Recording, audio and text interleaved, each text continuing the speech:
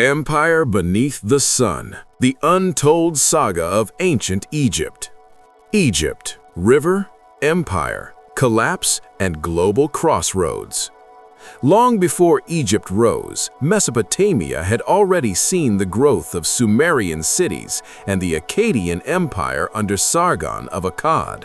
Yet, along the Nile, a different model of civilization emerged, one rooted in environmental stability rather than constant ecological uncertainty.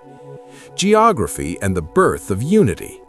Egypt's geography created both protection and opportunity.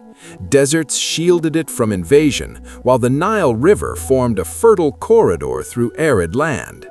Around 3100 BCE, this river valley unified under Narmer, forming one of the world's earliest centralized kingdoms. The Nile, agriculture, trade, and power. The Nile flooded predictably, depositing nutrient-rich silt. Egyptians developed basin irrigation and measured flood levels using nilometers to estimate taxation. Wheat and barley surpluses sustained the state. The river also functioned as a trade highway. Boats drifted north with the current and sailed south with prevailing winds. Internal trade connected Upper and Lower Egypt, while external trade exchanged grain, papyrus, gold, and linen for timber, copper, and luxury goods. The Nile was Egypt's economic engine and political backbone.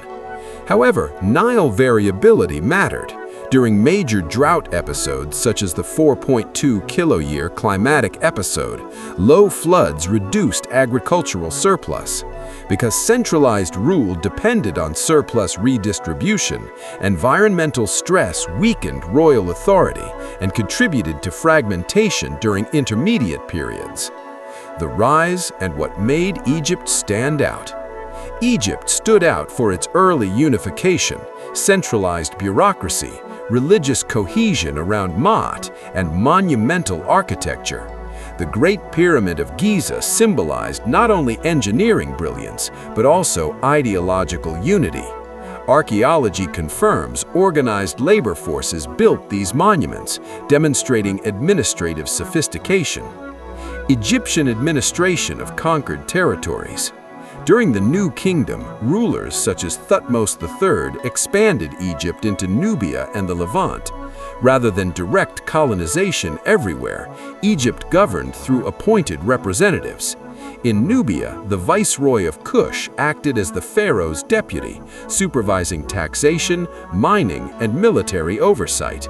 In the Levant, local rulers often remained in power but paid tribute and pledged loyalty. Egyptian garrisons reinforced authority. This layered administrative model allowed Egypt to project power efficiently across vast territories. Slavery in this system primarily came from prisoners of war, tribute obligations, debt servitude, and hereditary status. Enslaved individuals worked in agriculture, temples, households, and state enterprises. Internal conflict and the fall of ancient Egypt. Egypt's decline was gradual.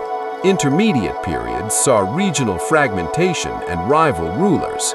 External powers, Assyrians, Persians, and finally Macedonians under Alexander the Great, conquered Egypt.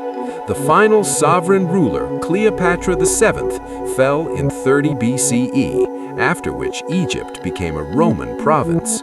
Its ultimate fall was not caused by one factor, but interacting climatic stress, economic strain, political division, and military conquest. The Suez Canal, wealth and vulnerability. In the 19th century, Egypt re-emerged as a strategic global hub with the construction of the Suez Canal under Ferdinand de Lesseps. The canal linked Europe and Asia, transforming world trade. Generating income through the Suez Canal. Today, the canal generates income primarily through transit tolls charged to ships passing between the Mediterranean and Red Seas. These fees are calculated based on vessel size, cargo type, and tonnage. The canal is managed by the Suez Canal Authority, which also earns revenue from pilotage services, tug assistance, maintenance fees, and port logistics. Billions of dollars in foreign currency flow annually into Egypt's economy from these operations. However, heavy debt during the canal's construction forced Egypt to sell shares to Britain, leading to occupation in 1882. Thus, the canal both enriched Egypt and contributed to its temporary loss of independence due to foreign intervention driven by strategic value.